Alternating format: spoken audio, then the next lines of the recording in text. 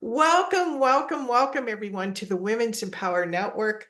I am so excited to have our guest here today. I just found out that I had previously interviewed her daughter, so I'm loving this, multi-generational. So I want, Sandra, if you would, one, thank you for being here. And then two, if you wouldn't tell us a little bit about your story and journey that got you on the path you're on. Yes, I'm happy to do that. So my name is Sandra Wood. I'm a relationship coach for women. And how I got on this path is more than likely just because I started life with challenging relationships, and that was like my family of origin. And that created a framework for me in which I became the mediator in my family dynamic, and kind of the adult in some ways. And that journey just kind of led me into really trying to understand relationships in general. But I got married young. I had two daughters. And when I was almost 20 years into my first marriage, I was diagnosed with breast cancer. And that was just really the first kind of shift where I really had to review everything about myself. And that journey really taught me a lot about what it was that I was ignoring in myself.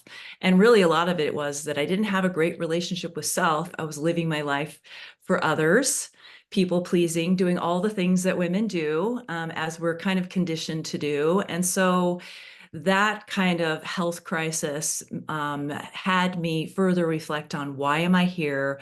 What matters to me? And I started to realize that the relationship that I was in wasn't fully, it just wasn't everything that I wanted it to be. So I started working on myself. We went to marriage counseling, and that change post cancer created a different person that the person I was married to didn't necessarily want to be with. So I just went deeper.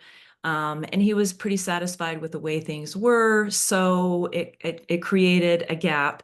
And I just finally made a decision that I'd rather choose myself and the unknown and go into the world kind of starting over, because I had been a stay-at-home mom for a lot of years. So I found myself in my mid-40s having to recreate a career, full-time parenting my daughters, and really digging into understanding communication and relationships, and really starting to heal the past.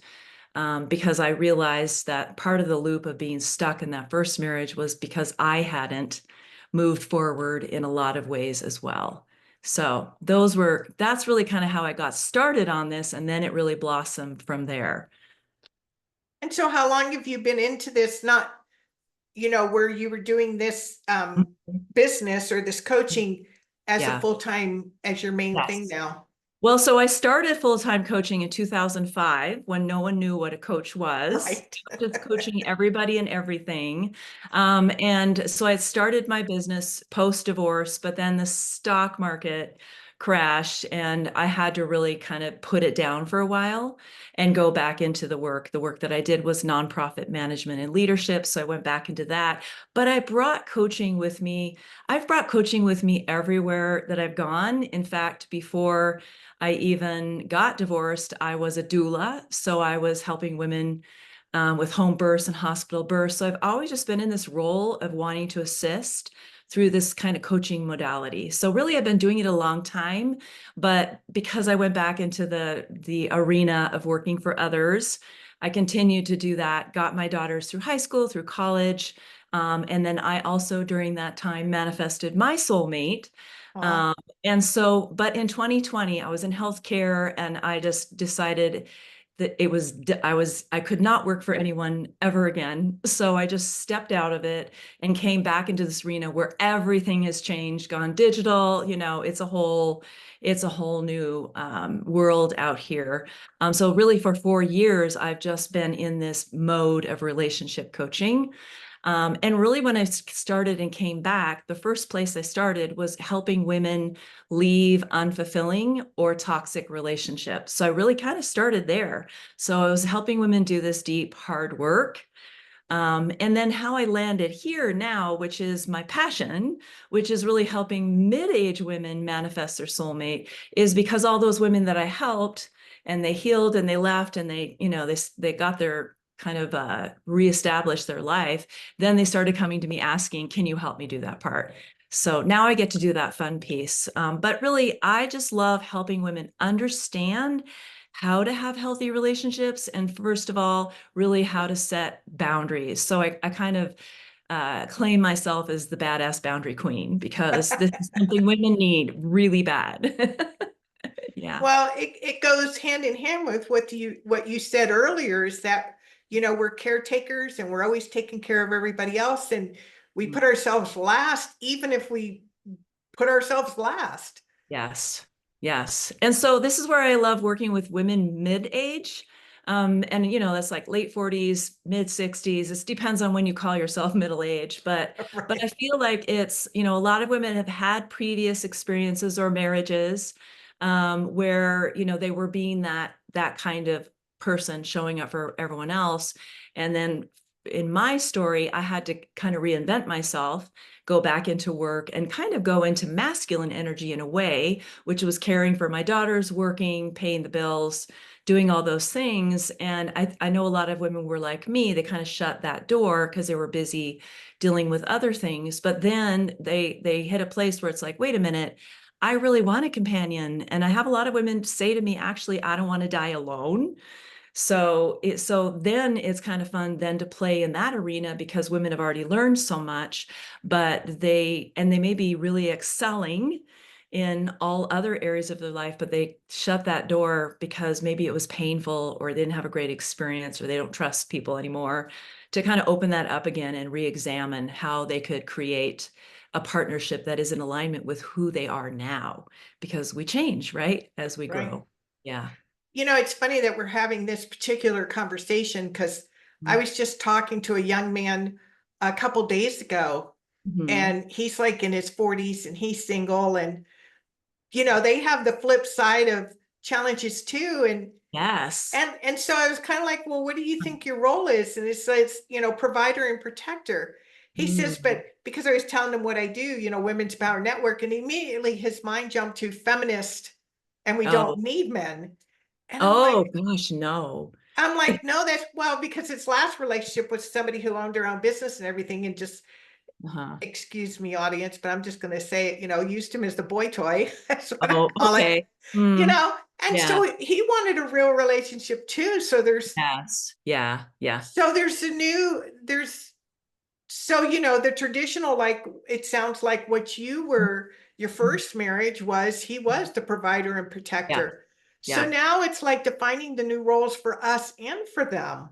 Yes, exactly. And I keep looking at my program. It's like actually a man could walk through that program and get the same value out of it. And really, I feel like we've kind of misunderstood masculine and feminine energies. And so I do a lot of teaching on that part because I think I think as women, we have, especially if we've been over caring for others or in super hyper drive career wise and all the things, we've lost the potential to receive. And I think that that's the part of men and women where we have to kind of relearn how do we give and receive from each other and what's that balance between the two. So I like to talk about divine feminine, divine masculine. And I know that there's lots of men out there that are desiring that piece too. And, I know it because I'm married to one that has that piece. So I think it really is for both men and women. We need to redefine where we want to be now and also understand the uniqueness of feminine and masculine energy as well. Yeah. Wow, it is. It's not just men and women, but you talk a lot about the energies. Can you tell us a little bit more about these differences in these two energies? Yeah, I think it kind of helps. Sometimes I start with talking to women about hormones, like how we build energy or release stress, and how men build energy and release stress. And it still is true, like giving a man a problem to solve helps him build testosterone, but he can't have too many problems because then he's got to rest in between. And for women, it's like we need to receive help through others by connection and by being heard and listened to. And then we also give energy to others by serving as well. But I think a lot of times as women, we overserve, and we need community. We need to be having conversations like this where we're heard, where we're valued, and we receive, the kind of support and wisdom that we already really have inside. And so I feel like for us on this feminine side, we have to open up the receptor mode too. And men have a lot to give us, but a lot of times we're trained not to do that. And then men also need to understand this is how women are built. So you can't just solve a problem and walk away.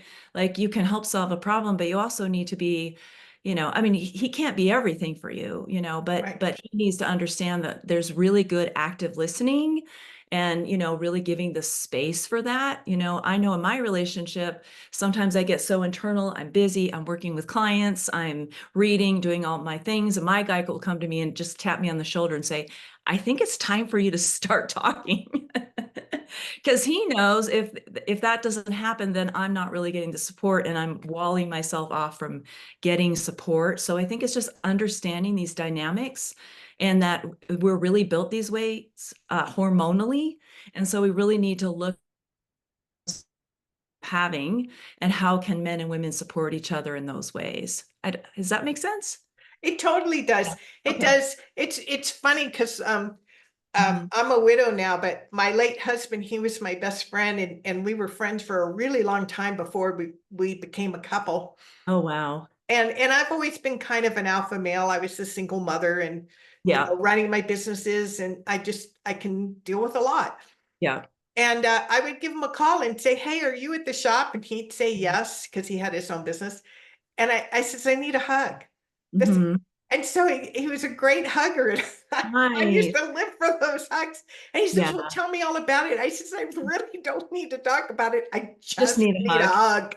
Yeah. You know. So Hmm. even my female friends, Hmm. that's like high on my list. I mean, I didn't even know Nice. it, but when somebody started giving me really good hugs, I'm like, Uh-huh. "You're my new best friend," you know? Yeah. Yeah. Yeah. So that was obviously an energy that you needed to kind of give you that sense of feeling supported, and you needed to receive that, and you knew it. So I love that you asked for that. Yeah. Yeah, but Yeah. it was purely by accident, you know? Uh-huh. And Yeah. then to find out how nurturing it was and that whatever it was bothering me wasn't really, I was Mhm. just overwhelmed with emotion at that time. And Okay. it was just like Yeah. a release, like, Uh-huh. okay, Okay.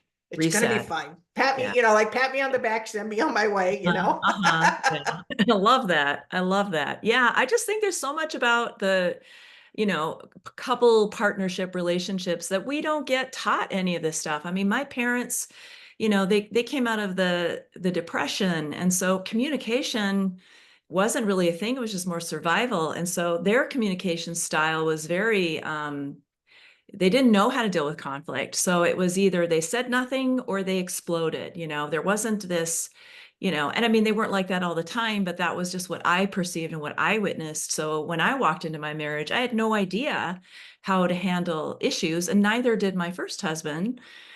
So, we just kind of went in the same loop again and again. And after a while, it kind of felt like I was crashing on the same rocks. Like we were never progressing further than I think our ability to be in a relationship based on the things we learned from our parents. So round two, when I started really thinking about, okay, I do want a soulful partner, I just knew that I couldn't crash on the same rocks. Like we could have conflict, but it needed to have movement. It needed to have growth. It's just like, I think a lot of women find themselves in relationships, and I think men too, where the growth has stopped. Yeah. And it's just not very interesting after a while. And I just think that's, it's okay if that happens. It's okay to end a relationship, but you can also explore to see, are there ways for that?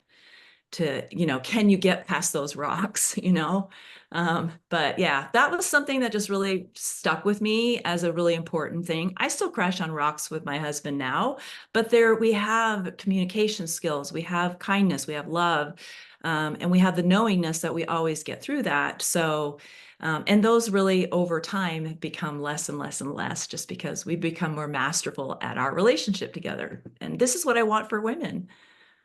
Right. Well, and I think too, one of the things I had discovered is, we all have our hot buttons that has absolutely nothing to do with the other person. Yes, totally. And I remember this is it. I can laugh at it now Uh-huh. because I still talk to him even though he's not here.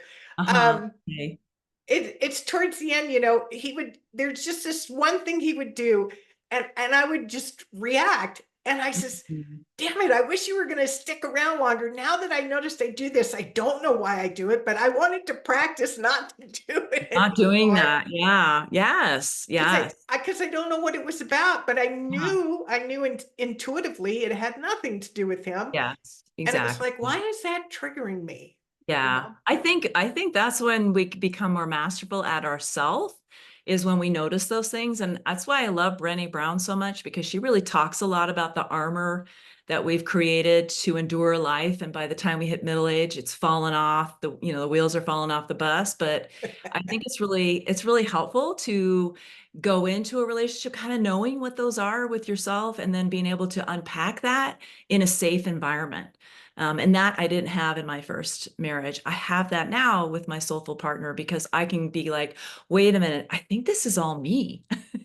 So let me back off and try to figure out what that is. And usually it's just a childhood or a wound or a core belief that is just loud enough that it's invading the conversation. So I think this is the part where I think women don't understand that they can really resolve that just through using some internal wisdom and having somebody help them kind of navigate when those things arise, right?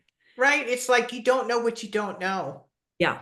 So that's why I think this is great what you do because it's learning. I mean, I see it the difference in I have two sons. Uh-huh. And Oh, my yeah. younger one, he says they never fight. And they have a totally different type of relationship than the traditional one. And they've been together for 7 years and Mhm. they're quite different in personality type. Yeah. They say opposites attract, you Yeah. know. But I'm quite taken back by how mature it is and how they, not because of me, learned to, Learned a different way to be. Yeah. yeah, and learned how to Yeah. talk through things. Yeah. I'm Yeah. pretty in awe of that. Yeah. So, what would be some pearls of wisdom you would share with our Mm. audience about people who are, if you're working with mid-age Hmm. women who have probably not been in a relationship for a long time but would like to get back into Hmm. it? What would you say to them? Well, they can sign up for my 3-month course. I'm going to say that because, Yes, you can. you would Absolutely. miss if I didn't say that. We'll But, put but links. yeah, but for someone who is thinking about that, I mean, really, it's kind of starting with yourself. And it's really getting in touch with what do you really desire. And that's like the very first thing I do with women is really helping them because every woman has a different thing. Some women are like, I just want a companion. I don't want to live with them, or it's just everyone has their own idea of what they want that to look like. I would just say start there, start asking yourself, closing your eyes. If you had a magic wand, what would that look like? And start kind of setting the stage for what the visual or the kind of vision you have for it, and then start asking yourself, well, what would that give you? And because sometimes we put that thing out here and what we're looking for is not really the person, it's something we're looking for internally. So when I ask women to do that, the magic wand, what would it give you? Often we'll say, well, someone who loves me and I can trust and I feel safe with and I'm loved. It's like, okay, what's the feeling that you would have if you had that person? And most women will say, I feel free, I feel loved, I feel excited. So that's like the first place to start is what's the feeling state you want to have in this relationship? Because if you want to manifest your soulmate, because I work with a lot of manifesting energy, then you actually have to get in touch with that feeling first. And you actually have to start experiencing that feeling in the now. It's just not going to be out here. And, for all of us who understand the concept of law of attraction and all of those things, we actually have to be in touch with that. So I'd say that's a great place to start with so that you know the feeling state. And then the next piece would be is just if you were to open that door, what would you need? What would you desire? What would it look like for you? And what kind of support would you need in order to walk through that? Because a lot of women will say, well, I don't like dating apps and I don't want to do it that way. And it's like, no, that's not necessary in order to open that door and get in touch with that thing. Like that might be an avenue you go through, but that's not where you start. You don't start by putting a profile out. You start with yourself, and all of those things can get you started on that journey. So hopefully that's a great place to have women start with that. And you got to feel good about yourself on some level. So start with self-love. Start with, I always tell women, confidence is a daily muscle. It's like you don't just park confidence and you have it for the rest of your life. It's something that rises and falls away, right? So we always have to keep building our confidence in small ways and big ways. And sometimes that means we do it by getting uncomfortable, Yeah. you know? Yeah. So, That's true. Well, I like what you brought up too, because it was rattling around in the back of my mind was, mhm. what do you need? Because a lot of times I see inconsistency, like they'll say what they want, but they're not really in touch with what they actually need. I agree. I agree. And that's where we get really confused. We get so externalized. Well, I want it. I want this, but we're not actually asking for what's that need. For me, I know my basic need is freedom. With freedom in my business and freedom in my relationship, I need to be able to be me at all times and not be held back from that. So freedom's my word. I know that need is the biggest need that I have. So I think that you spot on identified that piece as super important, because if you're not congruent with those two things, you're not going to get what you say you want. Right. Right. Yeah, Yeah. because my at that time, my need was I needed to be heard. Hmm. I needed, because I didn't have that in my first marriage. Yeah. And so that was like, and sometimes it's in contrast to what you didn't have, Yes. that Yes. you Yeah, feel that you totally. need and want in your next Yeah. relationship. Yeah. That's totally what I did. I sat down and just made a list of all the things that I were deal breakers for me or non-negotiables. And it was like I needed a soulful, spiritual partner. I needed somebody who believed in more than just three-dimensional things. I also desired a partner that had compassion. My first marriage, he didn't have compassion, and that wasn't bad or good, but I desired somebody who could look at me and really fully with their heart feel what I was expressing. So I think this is a great place also for women to start. We use our past as an indicator of, I have women write, no narcissist, I mean, and then we dig into that. Okay, well, what did that look like? How did that feel? So that we can do like a relationship inventory and not bring all the stuff, because you don't want to bring the past into your now relationship, right? Right. Yeah. I mean, that's a very good point, because if you don't do your work, then there's a good chance you're just going to repeat it because you Yeah. didn't learn You it. didn't do it. Yeah. Yeah, you didn't do. Sorry, Yeah. ladies, but Yeah. there's work involved. There is, and it doesn't have to be, I mean, some of it can be painful and, challenging, but I'd also say there's a lot of joy here. So, there's equal parts joy and equal parts, uncomfortableness. I would say that's the word I like to use. And that we can kind of ride off of the light. We don't have to be in the darkness for the entire time on this journey. And I've definitely worked with women who like to stay stuck in a wound and they don't know why they keep, attracting crazy men. It's like, well, because you're not willing to, let that go and to create a new paradigm from which to live. Sometimes we just like our stories and we want to keep repeating them. And it's like, I always say there's a big difference between a scar and a wound.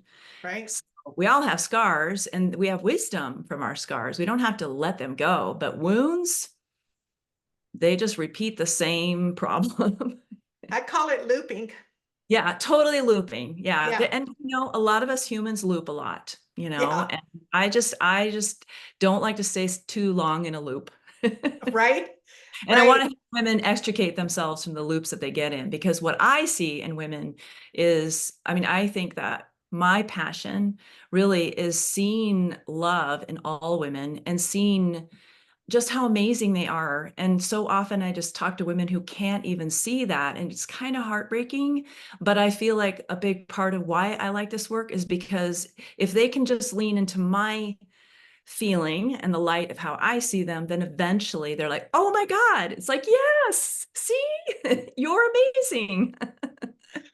And I think, it's not like good or bad, but I Mm-mm. think too, it's kind of the evolution of what was important because, you mentioned earlier, like the depression and people were just in survival. So these kind of touchy-feely things were not on Nope. the forefront, you Nope. know?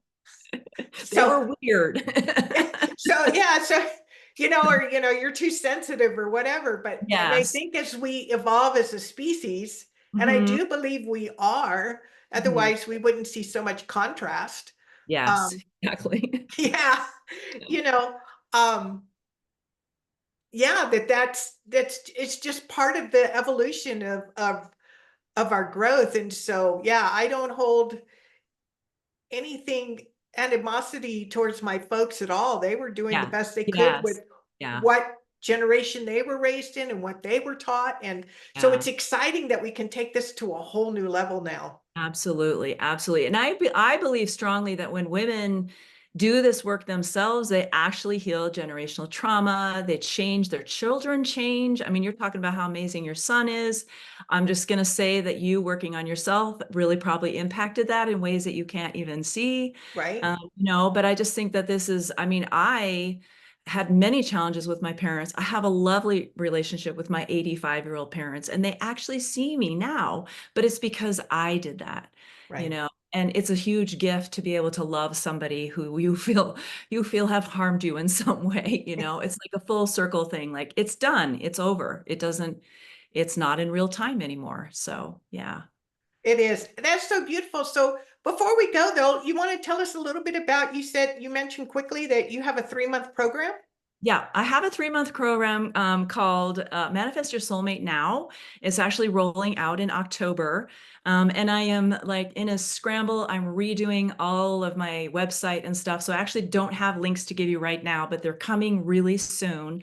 But that's a 3-month program for women who really want to open this door and walk through a mindful way of doing it where I'm not talking about dating, I'm talking about manifesting. And I'm also helping women really reestablish that relationship with self and get in touch with what exactly they truly desire. And so that goes for 3 months. It's a program, and then it also has 2 times a month coaching calls. So there's a talking to the coach and then also work on the side. And that is just something I'm very excited about. I've been doing it as a 30-day challenge. Now it's rolling into a 3-month program because all the women told me it was too intense for 30 days because I'm just kind of like an activating woman who likes to get things going. So that's rolling out in October. That program will be consistently running. So if they want to find out more, they can hit the links and go follow me on Instagram. And they can also email me to find out more about that program. So I'd love to have them. It's fun work. So that's really what I have to offer right now. That's beautiful. Well, we'll be sure to put these links above this interview so that if Awesome. you really resonate with Sandra and want to get in touch with her, we'll make sure that happens. Sandra, Awesome. thank you so much Thank for you. being with us today. Thank you so much. I appreciate being here.